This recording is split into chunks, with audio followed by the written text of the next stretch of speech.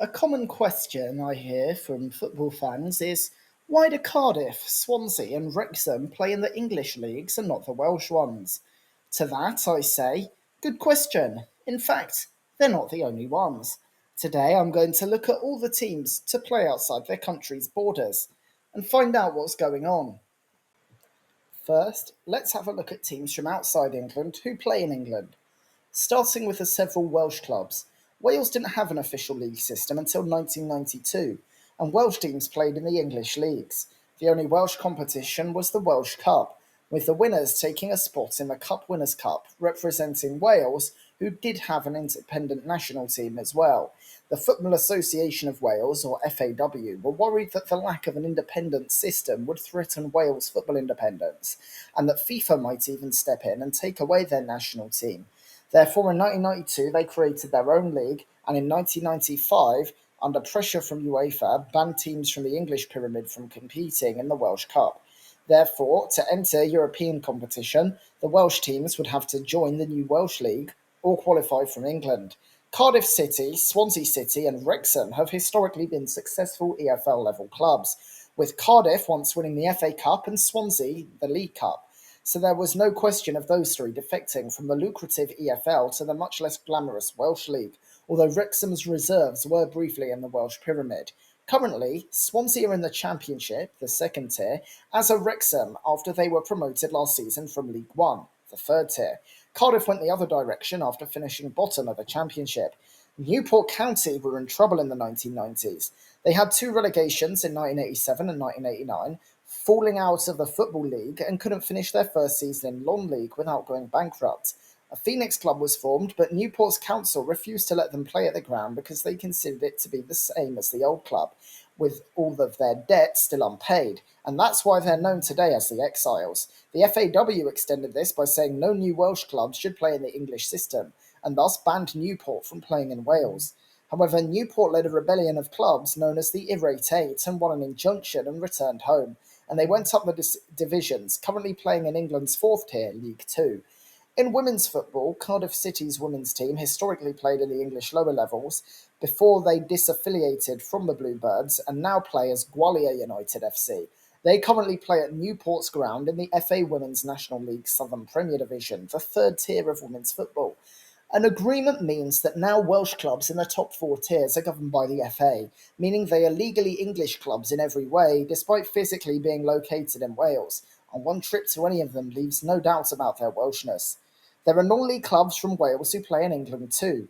Merthyr Tydfil was founded in 1945 and didn't defect as an Irate 8 team, but folded in 2010. They were reformed as Merthyr Town and won the 7th tier Southern League Premier Division South to earn a spot in the National League North, the 6th tier next season.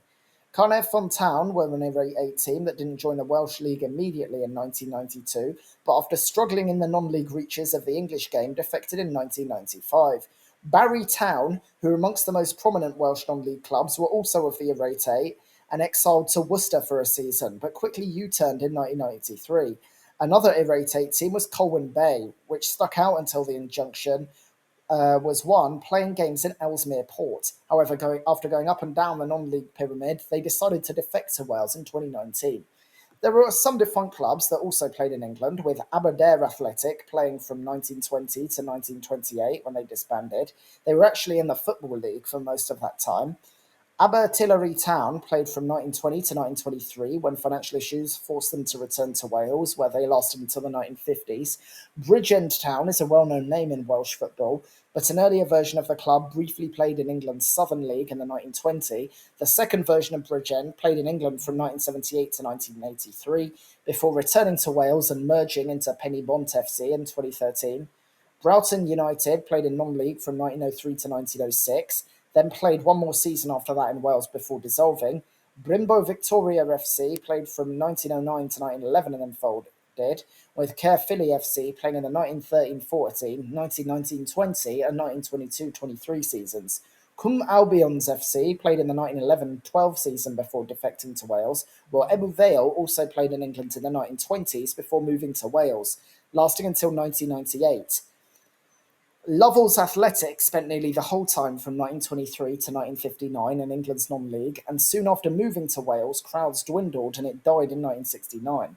Mardy AFC joined the English non-league in 1911, but switched to Wales in 1923, dying in 1924. Mid-Rhondda FC played throughout the 1910s to 1920s. Porth Athletic did the same in 1919 to 1923, with Rhyl FC playing in England from 1932 until 1992, when they played in the new Welsh League until their death in 2021. Wrexham Victoria was another such team, playing in the 1906-07 season. Generally, these teams played in the Southern League, at the time the most prestigious non-league division, while others played in the combination. The teams with the most important history there are Rhyl, whose demise grabbed a fair few headlines, Bridgend Town, who became Pennybolt, who played in Europe this season, and Aberdare, the only one to play in the Football League.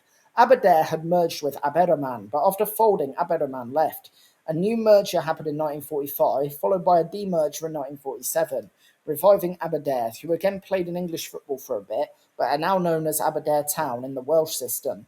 Bangor City played in England from 1968 to 1992, but died in 2022.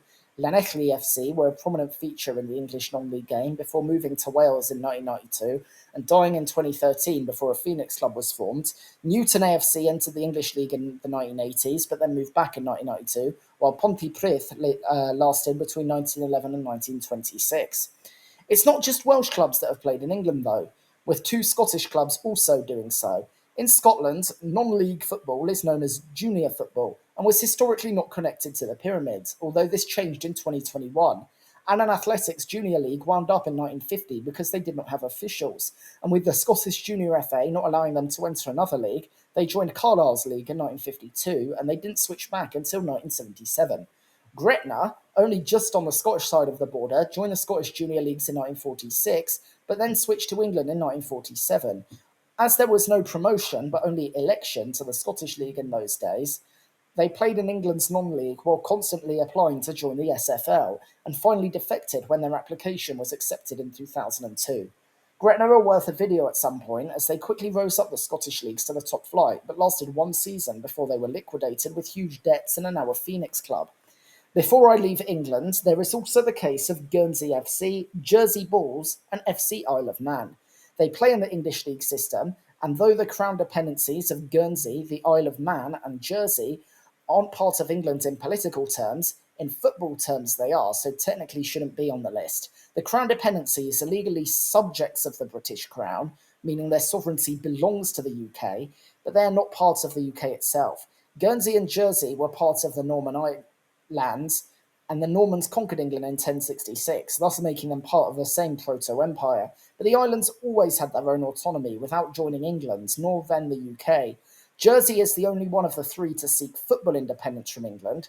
The Jersey FA tried to join UEFA, but UEFA rules changed to say only independent countries could apply to join. They took it to CAS and won, but they still needed their application to pass a vote, where 48 of UEFA's 55 members voted against. The only teams from outside the FA's borders who play in England are the five Welsh sides of Cardiff, Swansea, Newport, Wrexham, and Merthyr Tydfil, plus the women's team Gwalior United. The first four are subject to FA governance, while Merthyr Tydfil are still governed by the FAW despite being in the English system. If a player gets a red card for them, even in an FA Cup match, it's the FAW who would dole out suspensions and fines. Let's hop across to Wales, where several English teams play in their system. The first example is the New Saints, who were formed in Wales as Llansanfraid. The defunct English team was Westbury Town FC, who died after an unremarkable existence in non-league in 1988, revived in the Welsh League system in 1993. Llansanfraid were renamed Total Network Solutions in a sponsorship agreement, and was Westbury merged into them in 2003. When Total Network Solutions was bought out and their new parent didn't continue the agreement, they were renamed the New Saints. In 2007, TNS wanted to rotate games between the Recreation Ground in Llansanfraid and Park Hall in Oswestry. However, UEFA initially blocked this before changing their mind. As the Recreation Ground was basically part of a park owned by the council, they switched to Park Hall, which they had more control over, and therefore play all their games on the English side of the border now. They won the Cymru Premier last season and have for the last 4 times in a row, being considered the best team in the Welsh system.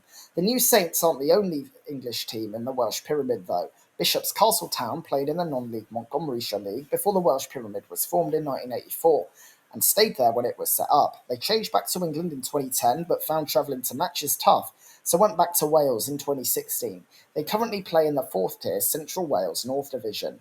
There's a team called Newcastle AFC who play in the 5th tier Montgomeryshire Football League, who are in the town of Newcastle in Shropshire. Treforn FC, 3 miles from the border, came 6th in the same league last season, having played in the Welsh League since their inception in 2008. Other teams include Morda United, who played in Wales but were banned from the Welsh system by the FAW in 1994. They then played in England after that, but snuck it back in by forming a reserve side in Wales and then moving the senior team back in 2014. This folded in 2017. The very Welsh-sounding village of Llanymynech is actually on the English side of the border, and Llanymynech FC was founded in 2011. They played in Wales but defected to the English system in 2022. A side called Clun Valley was formed in 1992 but folded in 1996. Bucknell FC historically played in Wales but switched a few times between the two, moving to England in 2015. They wanted to go back to Wales, but this was denied, and they don't seem to exist anymore, or certainly don't have an online presence. The final border club to form was Chirktown FC, who began life in 2019 but dissolved in 2022. Currently, then, only the league's dominant force, the New Saints, 4th tier Bishop's Castle Town, and 5th tier Newcastle AFC and Treforn FC play in England but in the Welsh system. The latter three are just on border towns and may find it easier to play Welsh opponents, while the New Saints merged with another border club and found their English stadium more hospitable. TNS play in Wales without controversy, although UEFA initially did need convincing, and from what I understand, all 4 of these teams are administratively considered Welsh despite being in England. Let's head over to Scotland's system, where 2 English clubs exist. Berwick Rangers were affiliated to the Scottish system from 1905 and were admitted to the SFL in 1951. Berwick is another team on the border, with the town being very close to Scotland. Before 1951, they did flirt with joining the English non-league system, but were always denied, and have spent most of their history as an unremarkable SFL club. They have currently fallen out of the renowned SPFL and are in the 5th tier Lowlands League. Also in the town of Berwick are Tweedmouth Rangers, who were formed in 2010 but switched for the Scottish system in 2016. Last season, they finished bottom of the 8th tier East of Scotland League 2nd Division, so were relegated to the 9th tier East of Scotland League 3rd Division. Those 2 are all she wrote for foreign clubs in Scotland. Of course, even though England, Wales, and Scotland are independent football-wise, they're part of the United Kingdom politically, and therefore no international borders exist between them, making travel between the 3 indistinguishable from moving anywhere else in the same country. In the early days of the FA Cup, a large amount of non-English teams entered, too many to list. The vast majority were from Wales, with a significant amount from Scotland too, and a few from Ireland. Most famously of all, Scotland's Queen Park reached the 1884 and 1885 FA Cup final, but lost to Blackburn on both occasions. Before we leave the UK, there is one asterisk, Akrotiri and Bekelia. Cyprus was a British colony, but in 1960 declared independence in the London and Zurich agreements. Part of the agreement was that the UK maintained a military base, but unlike other bases, this would actually be part of the UK's sovereignty and not the Republic of Cyprus. However, this agreement does not apply to football, and any club in the UK's sovereign base area plays in Cyprus' system without issues. Well, I did say that we'd leave the UK, but that's not quite true because there is the case of Derry City FC in Northern Ireland. Ireland had historically been under English and then British domination before being annexed by the UK in 1801. There were various movements for autonomy and independence, and in the Anglo-Irish Treaty of 1920, Ireland was partitioned into 2 parts, Southern Ireland and Northern Ireland, and each had the right to choose whether it would remain part of the UK. Southern Ireland became the new Irish Free State, now the Republic of Ireland, while Northern Ireland remained in the UK. Support for staying in the UK was closely correlated to religion, with Protestants preferring the UK, while Catholics would normally want to leave the UK and join the Republic of Ireland. The UK establishment therefore discriminated in favour of Protestants, but despite tension, there was general peace at first, disrupted by sporadic events.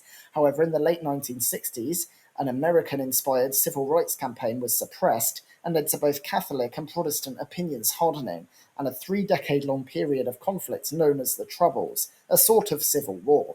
Derry City, which is near the border, was generally considered a Catholic club, but had no problem playing, being accepted in the Northern Irish system in 1929 after founding in 1928. When the Troubles started, though, football was not safe from the violence, and by 1971, the majority of clubs who were Protestant balked at the idea of going there, with police ruling it unsafe. They had to play miles away in a Protestant area, which most Catholics did not want to go to, so their financial situation collapsed. Though by 1972 the police changed their mind, the Protestant dominated Irish Football Association, which despite its name is for Northern Ireland, never let them move back to their stadium and they felt forced to withdraw. Derry continued as a Saturday League team but had multiple failed attempts to get back in. Derry thought this was because of sectarian discrimination and thought they would never get let back in, so instead applied to join the Republic of Ireland system in 1985, which the IFA and FIFA gave special permission for because of the situation. Even though the Troubles are over, there is no real clamour to change the situation, and they play in Ireland's top flight League of Ireland Premier Division with no real distinction from any other club in that league. FC Andorra, which is based in Andorra, was formed in 1942 and played in the Spanish system, before Andorra formed its own in 1995 and joined UEFA and FIFA in 1996. Even then, there doesn't seem to have been any desire to move to the Andorran League. Last season, they went up through the playoffs of the third tier Prima Federación and will therefore play in the second tier Segunda División next season. That's the only team that plays in Spain from outside the country, and they don't seem to be treated any differently. They also had a futsal team in Spain's leagues from 1986 to 2013. The only example in Germany was SV Kleinwalsertal, who played in the absolute obscure levels of Bavarian state football. Kleinwalsertal was in the Austrian side of the border, but because of mountains, you have to drive through Germany to reach the rest of Austria.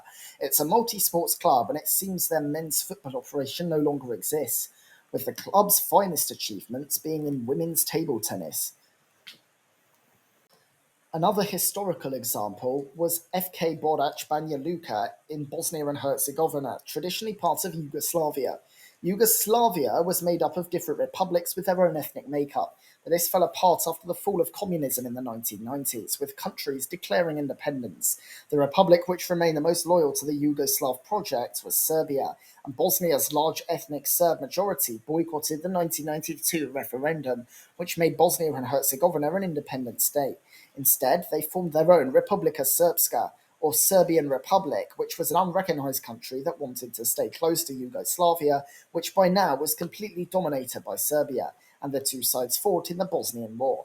Banja Luka was part of the Republika Srpska, so stayed in the Yugoslav system, despite being internationally recognised as part of the new Bosnian Republic. Therefore, for 3 years, they were playing outside their recognised borders. In 1995, a peace agreement was signed where the Republika Srpska joined Bosnia and Herzegovina, but with huge autonomy, and Borac Banja Luka joined the Bosnian League. Another case of ethnic solidarity led to a curious situation in Cyprus. Cyprus's largest ethnic group is Greeks, and thus from 1967 on, the winner of the Cypriot League would play in Greece's top flight, despite Cyprus being a full member of UEFA and FIFA in its own right. In 1966-67, Olympiakos Nicosia won and were promoted, but went straight back down in 67-68. That season, AEL Limassol won the Cypriot League, but finished bottom in 68-69 when Olympiakos won in Cyprus again. In 69-70, Olympiakos were relegated, while EPA Larnaca won the Greek League. EPA finished bottom in 70-71 and went down, with Olympiakos returning, but then they went bottom in 71-72. AC Ammonia won that year, but again finished bottom in 72-73 when Apoel won the Cyprus League. Finally, in 1973-74, Apoel stayed up, meaning Cypriot football was expected to have 2 representatives in Greece's league. However, in 1974, Cyprus would change forever. The London and Zurich agreements, which I mentioned earlier, had a fragile balance of power between the Greek majority and Turkish minority. Many Turks feared the aspiration of some Greeks, known as Enosis, or Cyprus uniting with Greeks. Greece's democratic government was replaced in a coup by a far-right junta in 1967, and in 1974 Greece backed a coup in Cyprus which removed the moderate government, replacing it with a pro-Enosis leadership. Turkey responded with an invasion, capturing the northern part of the island where Turks are a majority. With an unstable situation, both Apoel and Ammonia, who'd been promoted in 1974, decided to withdraw from the Greek league and return to Cypriot football, and the system never returned since. Shifting borders have led to some odd situations, such as SC Rouge Ujhurod, a Czechoslovak club playing in Hungary's system in World War II from 1939 to 1945. This is because the Axis supported Hungarian expansionism, and thus, when they divided Czechoslovakia, it gave significantly areas to Hungary. It's not a full part of the list because at the time the area was definitely controlled by Hungary, but as their rule is mostly seen as illegitimate, maybe it should count. The club ceased to exist after the war, with the area being made part of the Soviet Union and after its breakup, Ukraine. Ireland is an interesting situation. Ireland was part of Sweden, as was the rest of Finland, but ceded to Russia in 1809 after they lost the Finnish War. Finland became independent in 1917, and most Irelanders wanted to rejoin Sweden. Finland rejected this, and the League of Nations ruled that they had to give autonomy but did not have to give it up. Irelanders speak Swedish and are very proud of their autonomy, generally seeing themselves as Irelanders first and Finns second, if at all, and many see themselves as Swedes. The Ireland FA is part of the Finnish FA, but some clubs switch to the Swedish league. IF Fram switched from Finland's league to Sweden in 1999, but merged into FC Ireland in 2012, who play in Finland. Hammarlands IK played in Finland but merged into Ireland, then revived themselves in 2014 to play in Sweden until 2023. The club still exists, but its men's senior football programme has ceased for now. Other Ireland clubs who played in Sweden were Lemlands IF from 2011 to 2021, IF Finström's Kamratena from 2002 to 2003, IF Start in 2004, IF Usterna Skamaretana from 2004 to 2007, Ekero IF from 2005 to 2009, and Yomala IK from 2000 to 2005. Most of them have IF instead of IK because they are small sports clubs who are only notable because of this quirk, who used to play in the depths of Swedish football, with Hammarland the last to go in 2023. A few clubs play in Switzerland's league from outside the Confederation. The first is FC Büsingen. They are based in Büsingen am Hochrhein, a Swiss enclave and German exclave. The town was Austrian until being lost to Württemberg in the Napoleonic Wars in 1805, who traded it to Baden in 1810. Those two were united into Germany in 1871. Unlike other parts of the Holy Roman Empire, which formed Switzerland, Büsingen and Hochrhein simply never did. Though most of the people wanted to join Switzerland in a 1918 referendum, the Swiss had no land to trade with Germany, so it never happened. Büsingen had all sorts of strange rules, as it's better to leave some practical administration to Switzerland, but it's still part of Germany. FC Büsingen was formed in 1924 and part of German League, but dissolved in 1937 by the government, who forced them to switch to gymnastics. In 1947, after the war, it was reformed and joined the Swiss system instead, where it remains, playing in the 8th tier Via Liga. The other team is from Italy, being AP Campionense from Campione d'Italia, which is in a pretty similar situation. Like Germany, Italy was historically split into a number of different states, and Ticino joined Switzerland in the late 18th century. However, the small town of Campione decided to remain in the Cisalpine Republic, one of the precursors to modern-day Italy. The town was not on the border and is therefore completely surrounded by Switzerland, but to assert its Italianness, the government changed the name to Campione d'Italia in the 1930s. Like Büsingen and Hochrhein, there are all sorts of complicated agreements between Switzerland and Italy because of the practicalities of administration. Campionense also play in the Via Liga. Both Büsingen and Campionense are considered no different from any other Swiss club. Looking the other way, in Switzerland, border team FC Chiasso found the Swiss level insufficient, so played in Italy for a few years from 1914, but returned in 1923. One team that still plays in Italy from outside the country's borders is San Marino Calcio, a team from San Marino founded in 1960 as SS Serenissima. San Marino, an enclave of Italy, had an FA but no league, and the FA was not associated to UEFA and FIFA. Even after the league was established in 1985 and affiliation was achieved in 1988, San Marino stayed in the Italian league system. In 2019, they were transferred to Cattolica Calcio, who were based in San Marino but played in Italy, and soon severed the ties to San Marino. In 2021, the club was revived as Victor San Marino and renamed AC San Marino Calcio again in 2024. They play in Serie D, Italy's fourth tier. Most other San Marino clubs played in Italy before moving to the new San Marino League.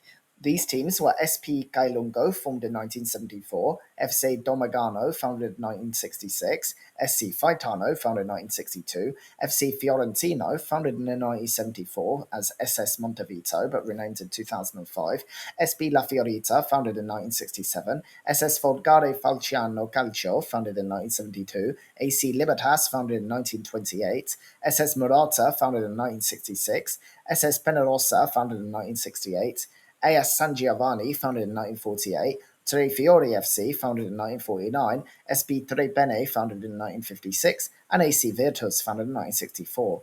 Also, AC Juvenes Dogana played in both San Marino's leagues and Italy's lower levels from their founding in 2000 to 2007, but stopped playing in Italy after that. Another case involving Italy is CC Giovanili e Sole d'Istria, who played in their league. After the war, Trieste was subject to a territorial dispute between Yugoslavia, who occupied it, and Italy. Isola was forced to rename to US Isola, and then the Yugoslav name NK Itzola, with a Z, as it was in Zone B of Trieste, which was given to Yugoslavia in 1954. They continued to play in the Yugoslav and then Slovenian leagues until they dissolved in 1996. Finally, the Indonesian FA sent a youth team, PSSI Primavera, to the Italian Youth League during the 1990s. Liechtenstein is an interesting case. The tiny country is a full member of UEFA and FIFA, joining in 1974, but is too small to have its own league, with their teams instead playing in neighbouring Switzerland. However, unlike the other teams in this video, which are just considered, say, a Swiss team that just happens to play in Germany, Liechtenstein clubs are considered guests in the league and technically can't win it, nor enter the Swiss Cup or take the European spots. Instead, there is a Liechtenstein Cup, with the winner entering the Conference League. First up was FC Balzers, who joined the Swiss system in 1932, always being part of it, and currently play in the fifth tier Zweiliga Interregional. USV Eschen Moren were founded in 1963 and currently play in the fourth tier Einsliga Classic. FC Rugel commenced in 1958 and play in the sixth tier Dreiliga, while FC Schaan, who began in 1949, played in the same league. FC Triesen, founded back in 1932, play in the seventh tier Dreiliga, as do FC Triesenberg, founded in 1972. By far Liechtenstein's biggest club in FC Vaduz, who play in the Challenge League, Switzerland's second tier, and have even played in their top flight, being founded in 1932. They have won the Liechtenstein Cup 51 times, playing regularly in Europe, though normally only in the qualifying rounds. Perhaps the most famous of all is AS Monaco FC, based in Monaco but playing in France. They're a full member of the French FA, founded in 1924. A Monaco FA was founded in 2000 but has no official status with FIFA or UEFA. Therefore, unlike Liechtenstein clubs, Monaco have the full right to play in Europe as a French team and often have, and currently play in Ligue 1. Therefore, they don't technically count on the list. The other foreign team to play in France is border team UI Bosost, based in Spain. Founded in 1927, they could not cross the Snowy Valley to reach the rest of Spain. Even though now transport links exist, they still play in France's Occitanie region, Haute-Garonne distant Departemental 3, the 11th tier of French football. We'll wrap up Europe with some special cases, starting with Moldova's Transnistria region. This was part of the Soviet Union, with the Moldavian ASSR part of the Ukrainian Republic. However, as part of the Molotov-Ribbentrop Pact, the USSR invaded today's Moldova and annexed it from Romania. joining the Moldavian ASSR with the new territory to form the Moldavian Republic. While most Moldovans were ethnically Romanian, the Soviet period meant that in Transnistria there was a three-way ethnic split with Russians and Ukrainians. When the nationalism and anti-communism of the late 1980s led to a rise in Moldovan nationalism, a byproduct of this was discrimination against minorities. Therefore, a separate, unrecognized Transnistrian republic was formed. After the Soviet Union collapsed, it declared itself an independent Pridnestrovian Moldavian republic, and in the Transnistria War managed to hold on. In general, there is a frozen situation because Moldova moves closer to Romania and the rest of the EU, while Transnistria is closer to Russia. No country recognizes Transnistria, instead, it is seen as part of Moldova. But Moldova did not control it, and it has its own government. It has no independent football system, and all clubs have to play in Moldova, with the most notable by far being FC Sheriff Tiraspol, who play in the top-tier Moldovan Liga and are amongst the strongest sides in the country. The next situation is Kosovo, which was part of Yugoslavia like Bosnia and Herzegovina, and now a full member of FIFA and UEFA. Unlike Bosnia, it was part of Serbia specifically, but had an ethnic Albanian majority. When the Serb nationalist government reduced its autonomy, it declared an unrecognized Republic of Kosovo, and in 1999 the region was put under UN administration after the Kosovo War between Yugoslavia and Kosovo. By 2008, there was no Yugoslavia, just Serbia, and Kosovo declared independence from it, but Serbia never recognized this. In 2016, Kosovo joined UEFA and FIFA. However, most of the country's Serb minority refused to recognize Kosovo and its institutions, instead still viewing their area as part of Serbia. Therefore, the entire First Football League of North Kosovo, who do not play in the area now recognized as Serbia by FIFA and UEFA, still play in the Serbian system, with this league in the fifth tier. It's important to note that this region is considered Serbia by Serbia itself. FK Mokra Gora plays in Serbia's fourth-tier Morava Zone League, thus being the highest-ranked Kosovo team in the Serbian pyramid. There is a whole ecosystem of clubs that do not recognise Kosovo's institutions and therefore do not play in the league. Another place of interest is Crimea. Crimea was annexed by the Russian Empire in 1783 and was in the Russian part of the Soviet Union when that was created in 1922 as an autonomous part of the Soviet Union. In 1944, the Soviets deported the indigenous population to Uzbekistan, and in 1946 stripped its Crimea of its autonomy. In 1954, the USSR moved Crimea from the Russian part to the Ukrainian part. It got its autonomy back in 1991, shortly before Ukraine declared independence. There were some tensions and elements of pro-Russia sentiment in Crimea and other parts of Ukraine. In 2010, Viktor Yanukovych was elected president of Ukraine, but he earned protests after failing to sign an agreement with the EU in 2013, something Crimea's government backed opposing, preferring stronger relations with Russia. In 2014, Yanukovych fled, and Ukraine elected a pro-European government in his stead. Amidst the chaos, Russia seized Crimea, and a so-called referendum was held where 97.5% voted in favour of leaving Ukraine and joining Russia, though this was held under Russian occupation. Crimea then declared independence and joined Russia, but most countries do not recognise this, and this stance is also held by UEFA and FIFA. After the 2014-15 season, UEFA upheld a Ukrainian FA complaint and banned Crimean clubs from playing in the Russian league, but as playing in Ukraine was an impossibility, set up an independent Crimean Premier League, with Crimea now a special zone in football terms. However, in 2022, Russia launched its full-scale invasion of Ukraine, leading to UEFA and FIFA banning Russian national teams and clubs from all of their competitions, meaning that there was no longer a downside for the Russian Football Union, including Crimean clubs in its leagues, as they were already banned anyway. Three clubs are of interest here, with the first being FC Sevastopol. FC Sevastopol already existed, but had to liquidate in 2014 and reform under Russian laws as FC SKCHF Sevastopol. The SKCHF stands for Sports Club of the Black Sea Fleet, with the Black Sea Fleet being a Russian naval fleet. In 2016, they were renamed back to FC Sevastopol, and after playing in the Crimean Premier League, they were added to the Russian Pyramid in 2023. They currently play in the fourth-tier Russian Second League Division B. Another club, SC Taveria Simferopol, was also dissolved and reformed after Russian laws in 2014 as FC TSK Simferopol, with the TSK standing for Tavria Simferopol Crimea. Tavria still play in the Crimean League despite trying to enter the Russian system. A different Tavria also sprung up in what Ukraine still controlled in 2016, but this was dissolved again in 2022 after Russia's full-scale war and the occupation of Kherson Oblast, where they are based. FC Zemchazina Yalta were a team that got kicked out of the Ukrainian league in 2013 due to debts, but allowed to enter the Russian league system rather than the Crimean one in 2014. This did not last long though, as the UEFA ban came in by 2015, by which time they'd already dissolved. There is a two-league pyramid of Crimean football, with below the Crimean Premier League being the Crimean Open Championship with promotion and relegation. However, as well as FC Sevastopol, FC Rubin Yalta have also played in the Russian pyramid. Though this territory is currently held by Russia and seen as Russian by Russia itself, most other countries do not endorse this view and it is seen as Ukrainian territory.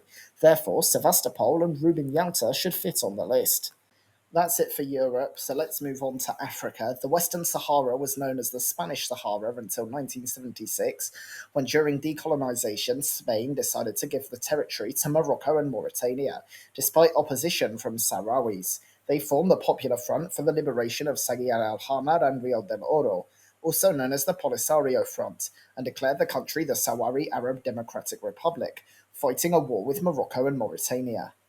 In 1979, Mauritania withdrew all claims under pressure from the Polisario Front, leading to Morocco claiming the whole of the Western Sahara. Currently, the region is split between the majority under Moroccan control and the rest under Polisario Front control. The UN does not support Moroccan control, although the international community is split, with some countries having relations with the SADR like it is a full country, and Morocco itself referring to these areas as its southern provinces. The SADR-FA tried to join CAF but was rejected in 2023. Some Western Sahara teams play in Morocco's league, most notably JS Masira, who play in the second-tier Botola Pro D2. Again, this is seen by Morocco as Morocco, but many countries dispute this, so it's worth a mention. The other case involves Sudan. Sudan has nearly been in some constant strife or other since 1956 when it gained independence, including South Sudan's fight for independence and the war in Darfur. A lot of tension comes from a coup in 1989 by Omar al-Bashir, whose government was Arab and Muslim nationalist and oppressed various minorities in what has sometimes been called the Sudanese apartheid, leading to a war between Darfur rebel groups and the Sudanese government that lasted from 2003 to 2020. Part of the pre-war tension was caused by the Janjaweed, or devils on horseback, nomadic Arab farmers who would form guerrilla forces to win land off of the indigenous, non-Arab population. Al-Bashir would then arm the Janjaweed after the war started, and in 2013 they were officially added to the Sudanese apparatus as the Rapid Support Forces, or RSF, which was an independent security force. Meanwhile, the rest of Sudan was ruled as an authoritarian state by al-Bashir, and economic problems led to his overthrow in the Sudanese Revolution of 2018 and 2019, with protests leading to a coup by the Sudanese Armed Forces, or SAF, and the RSF. Though African Union pressure led them to give way to a mixed civil-military government, in 2021 there was another SAF-RSF coup. However, tensions between the SAF and RSF led to the RSF mobilizing, beginning the Sudanese civil war in 2023 between the official government and its SAF and the RSF, which set up its own Government of Peace and Unity.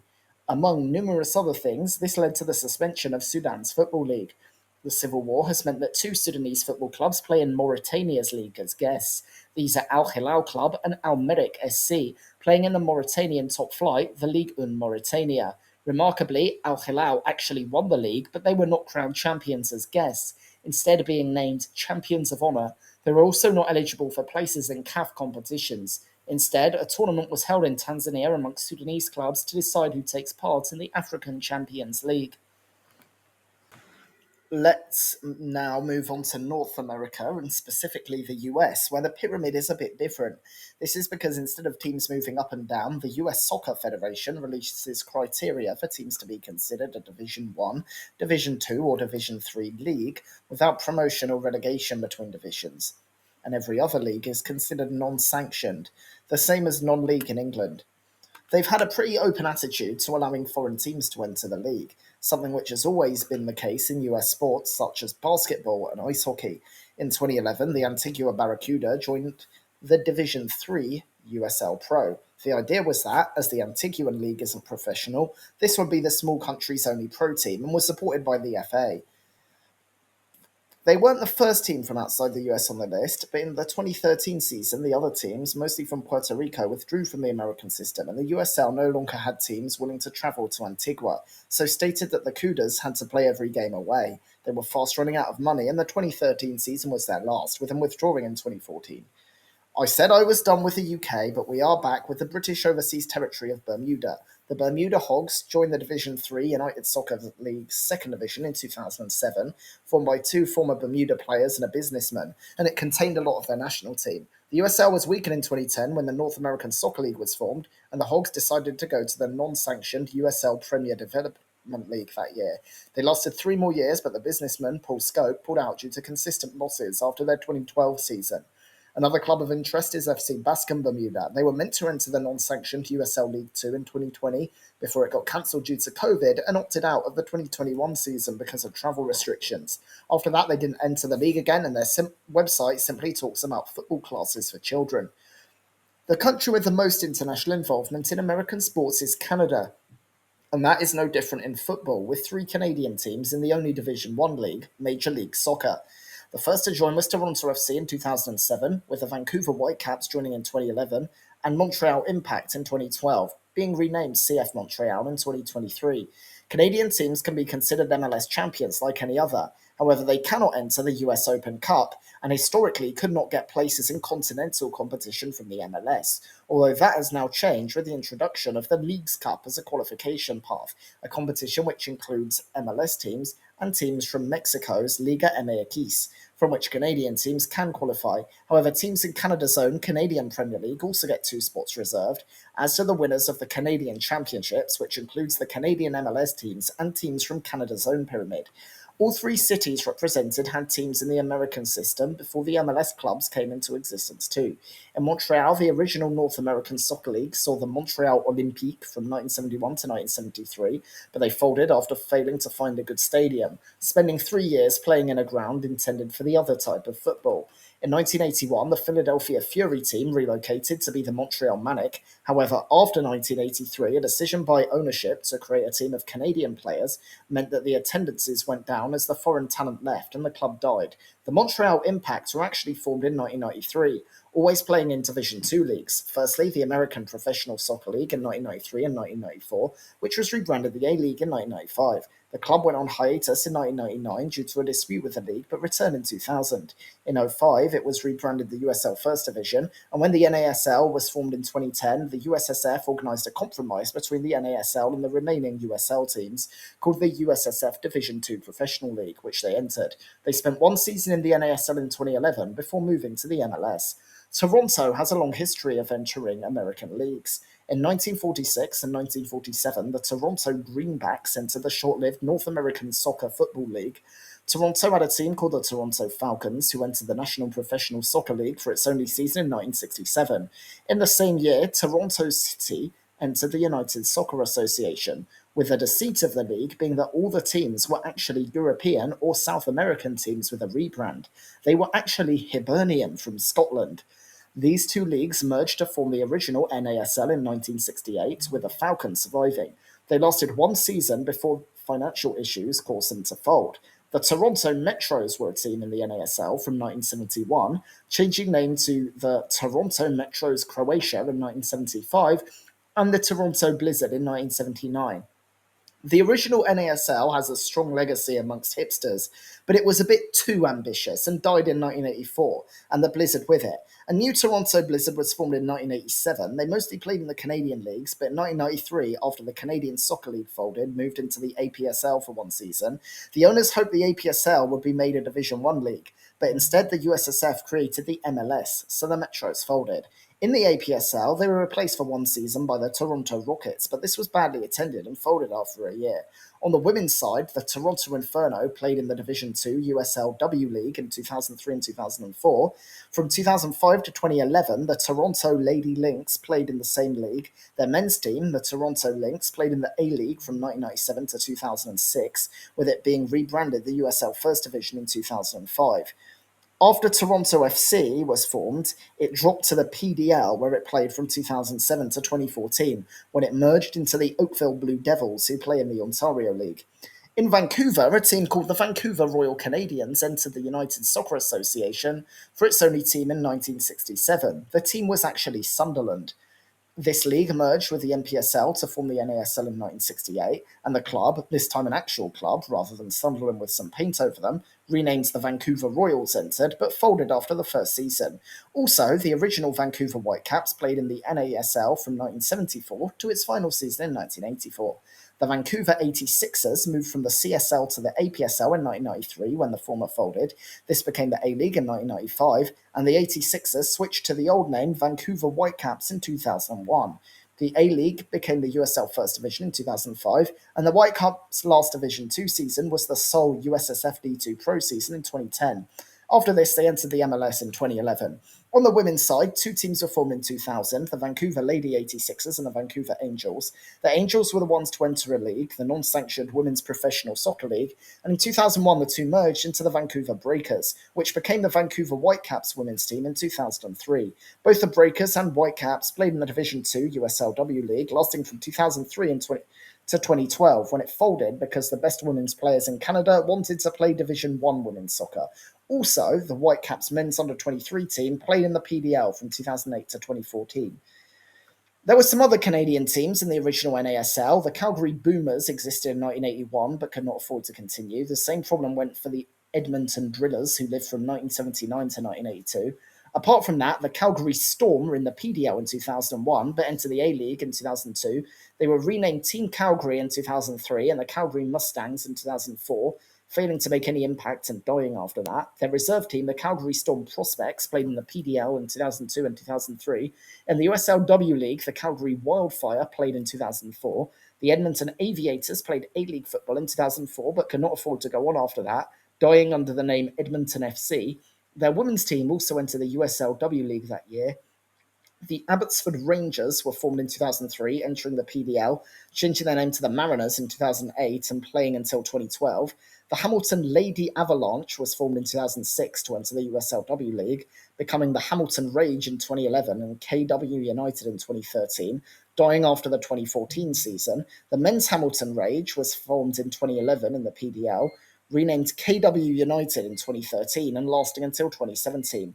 In Laval, the Laval Dynamites had a men's team that only played in Canada, but their women entered the W League from 1997 to 2001. The Laval Comets entered the USLW League in 2006, playing until the league's final season in 2015. The London Griffins played in the USLW League from 2004 to 2014, while the Montreal Extreme only played the 2004 season.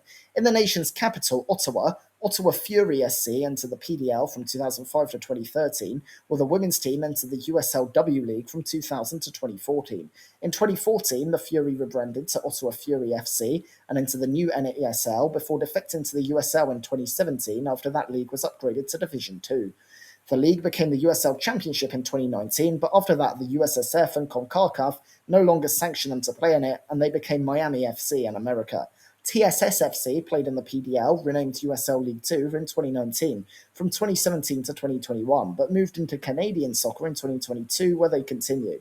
The Victoria Highlanders played in the PDL from 2009 to 2019, including the USL Division 2 in the final season, except 2015 when they played in Canada.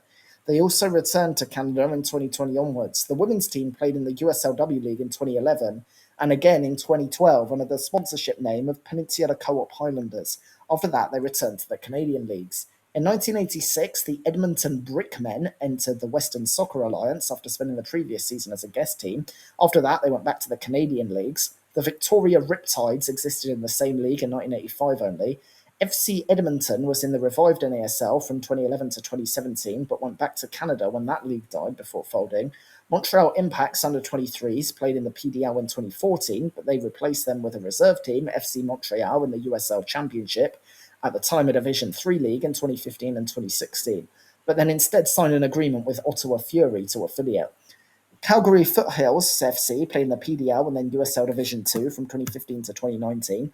The 2020 season was cancelled because of COVID, and they also couldn't play in 2021, and they didn't return in 2022, with them now playing in the Albertan League. FC London played in the PDL from 2009 to 2015, but moved to the Ontario League after that. The Okanagan Predators only played in the PDL in 2001. Also, the Victoria Umbro Selects were in the PDL back when it was the Pro Development Soccer League in 1998. In 2009, a women's team emerged called Arsenal SC, but one phone call from the other Arsenal's lawyer saw them renamed Quebec City Amiral SC. They played in the USLW League until that league's final season, being renamed the Quebec Dynamo ARSQ in 2014. The Sudbury Canadians played in the same league from 2004 to 2006. The MLS Next Pro is a league with mostly reserve teams of MLS clubs, but is considered a Division 3 league in its own right. In 2015, Toronto FC2 entered the USL, considered a Division 3 league, and then in 2017 a Division 2 league. After 2 seasons of Division 2 football, they moved down to the new Division 3 USL League 1 for 2019, although had to withdraw in 2020 and play in the US at the start of the 2021 season. It moved to the MLS Next Pro for the debut season 2022. Toronto FC Academy's team has also entered some American leagues, being in the PDL in 2015 and 16, the US Soccer Development Academy in 2019 and 20, and the MLS Next in 22 and 23. Whitecaps FC2 played in the USL from 2015 to 2017, but withdrew when the Whitecaps signed an affiliation agreement with an expansion club. They returned when the MLS Next Pro began in 2022. Two teams entered the non-sanctioned United Premier Soccer League from Canada, but played their games in the US, being FC Berlin from 2021 to 24 and Chantilly Forever FC from 22 to 24. Other WPSL teams included North Shore Girls FC from 2016 to 2017, the TSS women's team from 2018 to 2019, and Vancouver Island FC in 2019 only. In the non-sanctioned United Women's Soccer, the Calgary Foothills women's team played from 2017 to 2024, while St Albert Impact played from 2021 to 2022 before returning to the Albertan League. FC Berlin played from 2022 to 2024, playing their matches in America despite being based in Canada. The Thunder Bay Chill has existed since 2000 and played in the PDL for its entire existence, with the league being rebranded the USL League 2 in 2019, apart from the 2020 season, which was cancelled, and the 2021 season, where they were scuppered by travel restrictions. They won their division last season as well, but were knocked out in the first round of the playoffs. FC Manitoba were PDL and then USL League 2 regulars since 2010 as WSA Winnipeg, rebranding as FC Manitoba in 2020, but their last season of existence was in 2023. Therefore, there are currently 6 Canadian teams in American soccer. The 3 MLS teams, 2 of their reserve teams in the MLS Next Pro, and 1 team in the non-sanctioned USL League 2. Finally, for America, let's look at Puerto Rico. Puerto Rico is an American territory, but is independent for football purposes. A team called the Puerto Rico Islanders joined the Division II American Professional Soccer League in 1994, but FIFA forced them to move out of the territory into the mainland US, rebranding themselves the Houston Force and quickly folding. They returned in 2004 with the Islanders' name, joining the Division II USL A League, which was renamed the USL First Division in 2005. The Islanders are a competitive team which also competed in CONCACAF competition through the Caribbean qualifiers. In 2010, they entered the USSF D2 Pro, which they won, and then defected to the NASL in 2011. However, in 2012, they announced they would sit out the 2013 season for restructuring. They did not receive funding and did not return, but instead a basketball player created a new team called Puerto Rico FC, which most fans flocked for the 2016 NASL season. It played 2 seasons before the NASL was cancelled for the 2018 season and did not return, with Puerto Rico not finding a new league and thus becoming defunct. When the Antigua Barracudas joined the USL Pro in 2011, 3 Puerto Rico teams were supposed to join, these being Sevilla FC Puerto Rico, Club Atletico River Plate Puerto Rico, and Puerto Rico United. However, financial issues meant this did not happen. The 3 teams died not long after 2012 when the Puerto Rican FA, which was disordered, cancelled the country's top flight. Finally, the Puerto Rico Capitals played in the Women's Premier Soccer League, an unsanctioned women's league in the 2008, 2009 and 2010 seasons, after which they folded. Finally, we head to the Asia-Pacific region, including both the AFC and OFC confederations. We'll start with the Malaysian system. The Malaya Cup is one of the oldest in the continent, and Singapore was among the territories associated with it. During the British rule of the region, there were various political systems in Malaya, with Singapore being among the oldest in the Strait Settlements. The Strait Settlements were controlled by the British Indian administration until 1867, when it was made its own colony, including Singapore, Penang, Dinding, and Malacca. In 1895, other states were made the Federated Malay States, while in 1999 a treaty with Siam gave the rest of modern-day Malaysia to the UK as separate states. Therefore, there were 7 different colonies in Malaysia, with the Strait Settlements, the Federated States, and 5 unfederated states. It was this Malaya which Singapore's FA entered a team in the first Malaya Cup in 1921, every year until 1941. In 1942, the Cup was cancelled because of the Japanese invasion and occupation of Malaya and did not return until 1948. At the end of the war, all of British Malaya was united in the Union of Malaya, which then became the Federation of Malaya soon after, with the exception of Singapore, which became a crown colony. During this time, Singapore's FA kept sending a team in the Malayan football system. In 1957, Malaya became independent, while in 1959, Singapore was changed from a colony to a state, although still within the British Empire. In 1963, Malaya, Singapore, and 2 British colonies in what was known as British Borneo merged to form Malaysia. Malaysia's federal government was controlled by Malay nationalists, which wanted to achieve economic equality or supremacy at the expense of Malaysia's historically affluent Chinese population, a majority in Singapore. Singapore responded by calling for a Malaysian Malaysia, where everyone in Malaysia would have equal rights. This, just one of many differences, helped lead to Singapore being ejected from the Federation in 1965, thus becoming an independent country. Singapore's national team began play in 1948 when it was still a colony, joining FIFA in 1952 and the AFC in 1954. Therefore, it's pretty clear that the Singapore FA team should count for this list from 1952 at the latest. Anyway, even as after Singapore's independence, they still competed in the Malaysian League. The Singapore FA team continued to compete in the Malaysian system until 1994, when a dispute with the Malaysian FA over gate receipts had them withdraw. The representative team no longer exists. From what I can understand, Singaporeans of a certain generation remember Malaysian Cup games incredibly fondly, and back then they cared more about the Singapore FA team in Malaysia than they did the national team. Also in 2011, an MOU between Singapore and Malaysia's FAs led to another Singaporean team entering the Malaysian system, called Lions 12.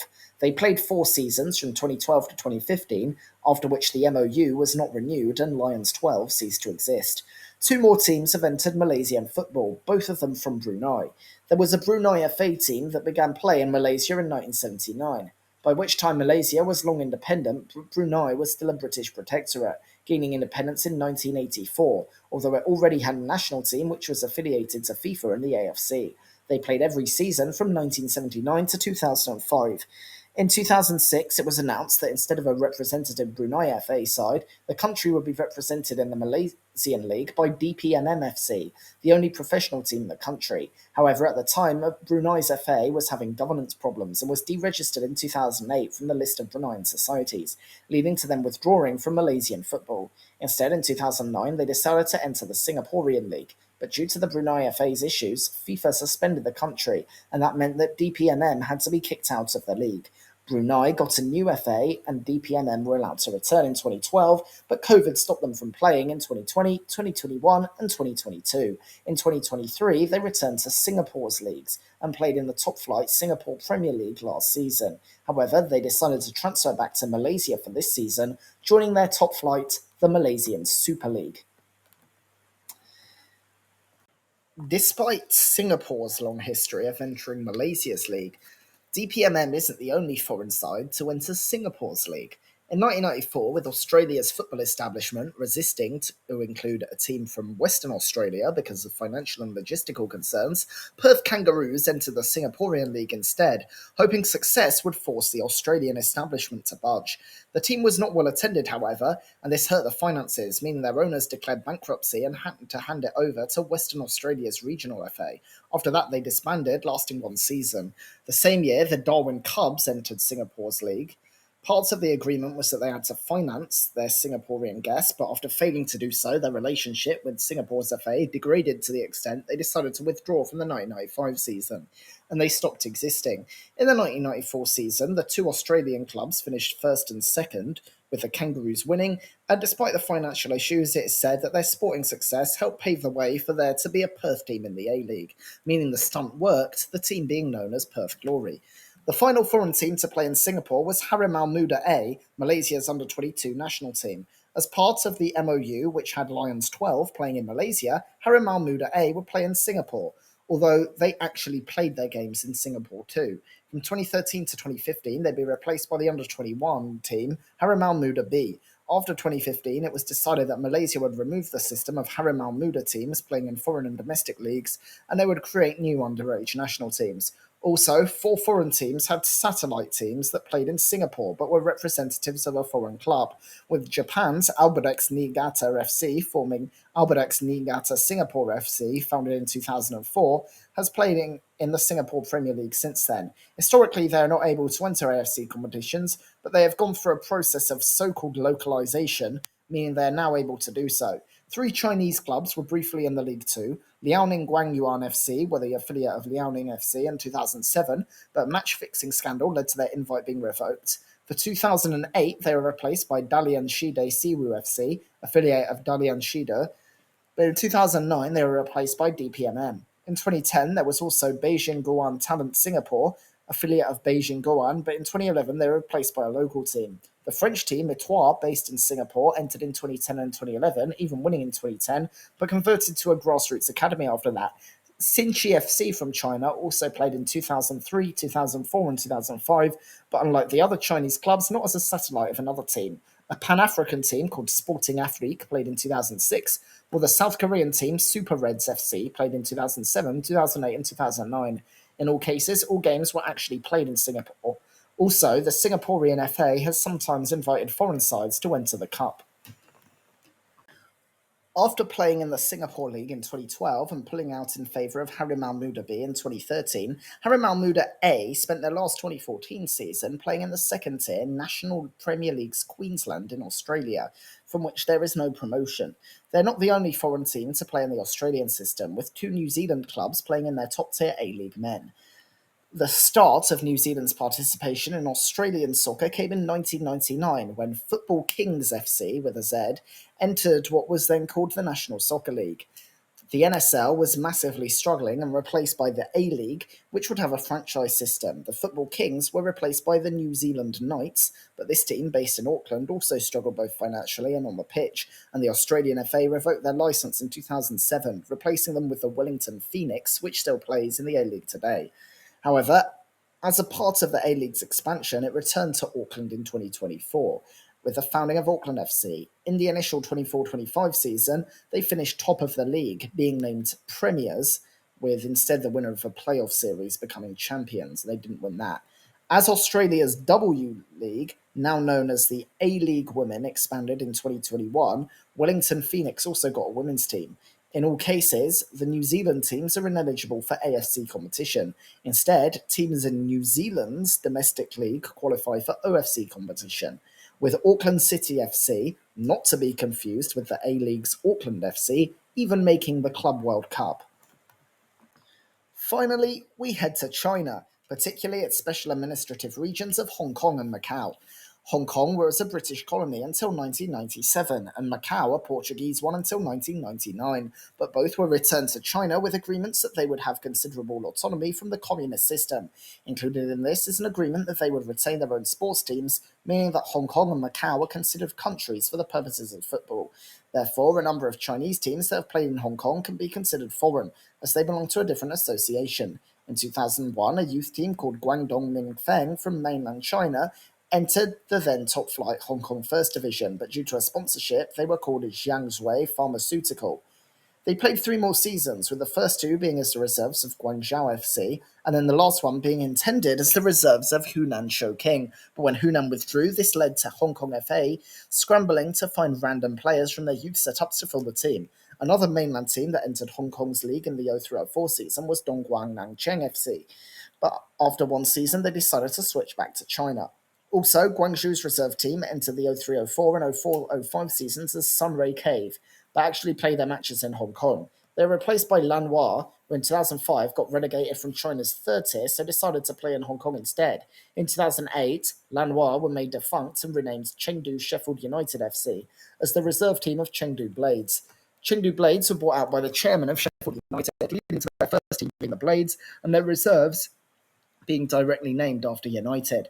Unlike Lanwa, despite being affiliated to a mainland club, Sheffield United played their games in Hong Kong. Zhang Zhui returned in sponsoring Shenzhen FC's reserves, known as Zhangzhou A City, but also played their games in Hong Kong. In 2012, the team Buchun Rangers were bought by Japanese side Yokohama FC, becoming Yokohama FC Hong Kong, while a different promoted team, Kangfun, then became Buchun Rangers.